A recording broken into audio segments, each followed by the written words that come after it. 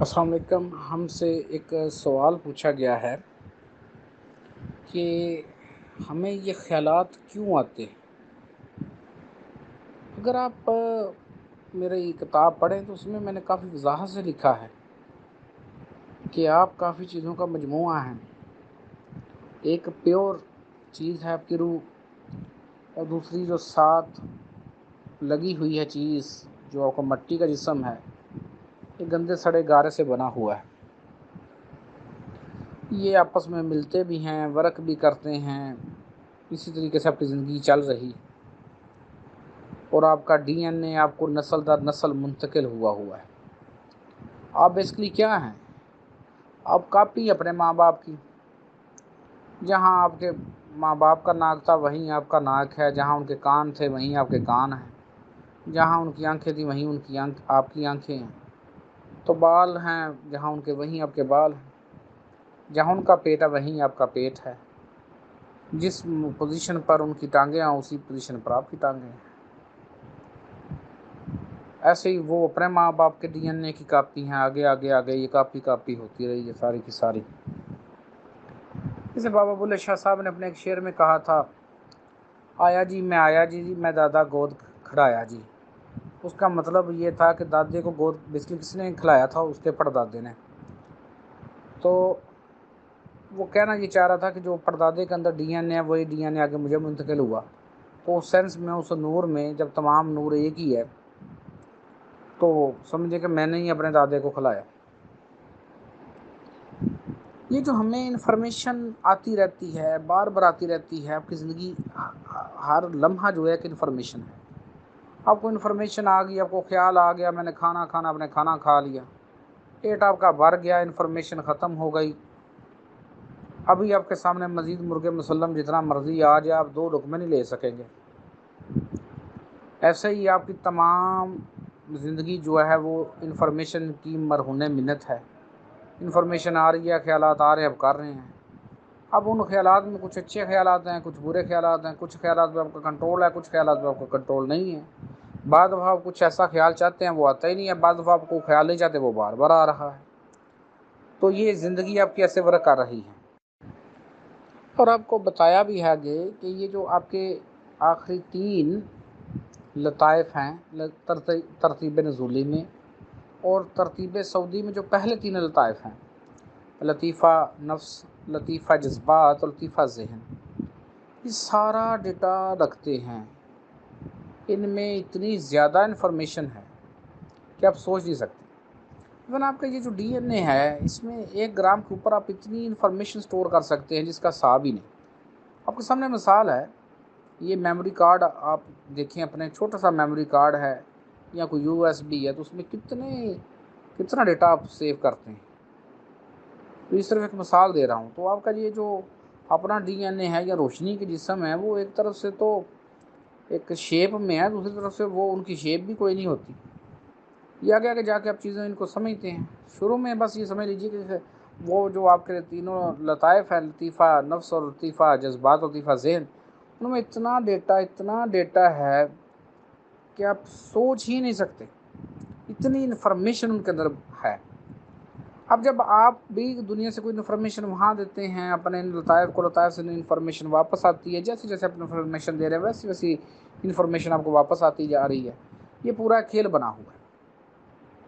یہ ہر وقت آپ کے اندر یہ تمام خیالات کی الگار ہے. روحانی بندے یقین مانیں، یہ جو عام بندے ہیں ان کو کسی حد تک پاگل سمجھتے ہیں دنیا کے جو بندے ہیں، کیونکہ ہر وقت ان کو خیالات کی الگار ہے. کبھی کوئی خیال، کبھی کوئی خیال، کبھی کوئی خیال، کبھی کوئی خیال، اور وہ بھاگ رہے ہیں ان خیالات کے پیچھے، بھاگی جا رہے. تو جب آپ لوگ مراقبہ کرتے ہیں، آپ کو لگتا ہے کہ مجھے بڑے زیادہ خیالات آ رہے ہیں. وہ خیالات نہیں آپ کو آ رہے ہوتے، خیالات آپ کو پہلے ہی آ رہے تھے، لیکن پہلے ذرا آپ ان خیالات سے اویئر نہیں تھے، ان خیالات کا آپ کو شعور نہیں تھا. ابھی جب آپ اویئر ہو گئے ہیں ان خیالات سے، آپ کو شعور زیادہ آ گیا، تو آپ کو لگتا ہے شاید میرے خیالات زیادہ ہو گئے. لیکن ایسی بات نہیں ہے، خیالات اتنے ہی تھے، ایسے ہی ورک ہو رہا تھا، لیکن اس وقت آپ کو شعور نہیں تھا. ابھی آپ کو شعور زیادہ ہو گیا. تو جتنے بھی خیالات آتے ہیں ان کو آنے دیں. اب اس کا کیا حل ہو سکتا ہے؟ جب بھی جو ایک گھوڑا ہوتا ہے اس کو آپ نے کبھی دیکھیں، جو بندہ اس کو سکھاتا ہے یا اس کو کنٹرول کرتا ہے، وہ ایک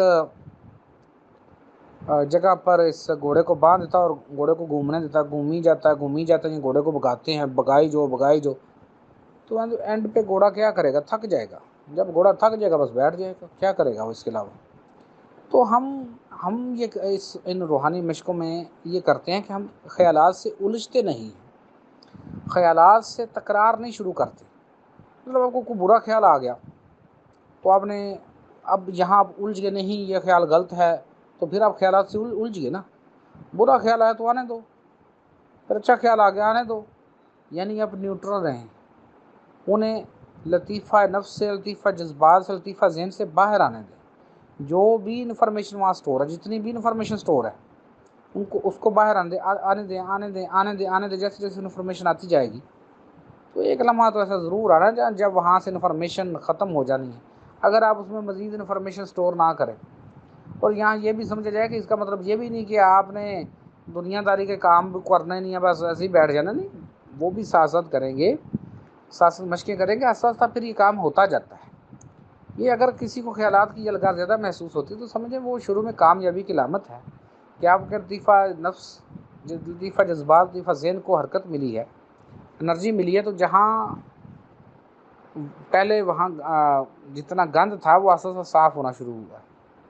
تو آنے دے خیالات کو ایک لمحہ ایسا آتا ہے جب یہ خیالات ختم ہو جاتے ہیں، جب یہ خیالات ختم ہو جاتے ہیں، یہ جتنے کو خیال آ رہے ہیں نا، یہ آپ غور کریں دنیاوی معاملات کے، یعنی عالم نسود کے خیالات ہوں گے جو آپ نے شروع سے بھرے ہوئے ہیں، یا آپ کے نسلوں نے نسل در نسل بھرے ہوئے ہیں، وہ تو عالم نسود کے خیالات ہیں سارے۔ تو ود ان ٹائم جب یہ ختم ہوں گے تو پھر آپ کو جو انفارمیشن ہے وہ دوسرے عالموں کی ملے گی۔ 7 عالم ہیں، 7 آسمان ہیں، 7 شعور ہیں، 7 آپ کے لطائف ہیں۔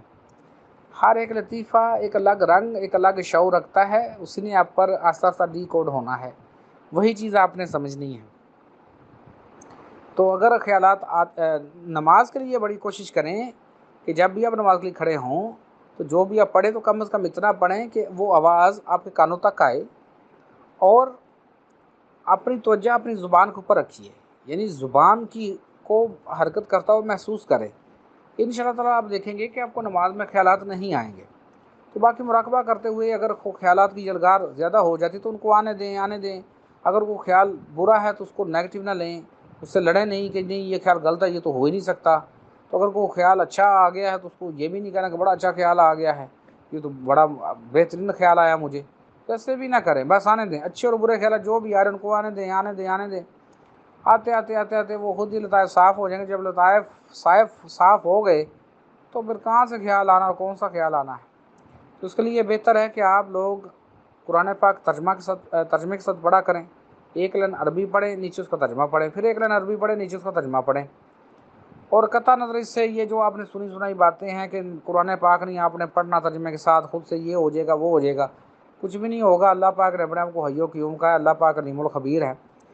تو جیسے ہی آپ نیت سے آپ پڑھنا شروع کریں، اور یہ بھی تو دیکھیں نا کہ عملوں کا دار و مدار نیتوں پر ہے، اور لیس الانسان الا ما سعی، انسان کے لیے وہی کچھ ہے جس کی اس نے کوشش کی۔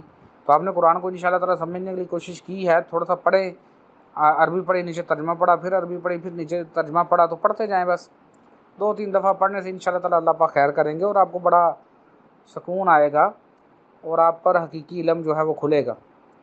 تو بس ریلیکس رہیں، ان خیالات آتے ہیں تو آنے دیں، آہستہ آہستہ یہ خود ہی ختم ہو جاتے ہیں۔ امید ہے جو آپ کی سمجھ آ گئی ہوگی، نہیں ہے تو دوبارہ پوچھ سکتے ہیں۔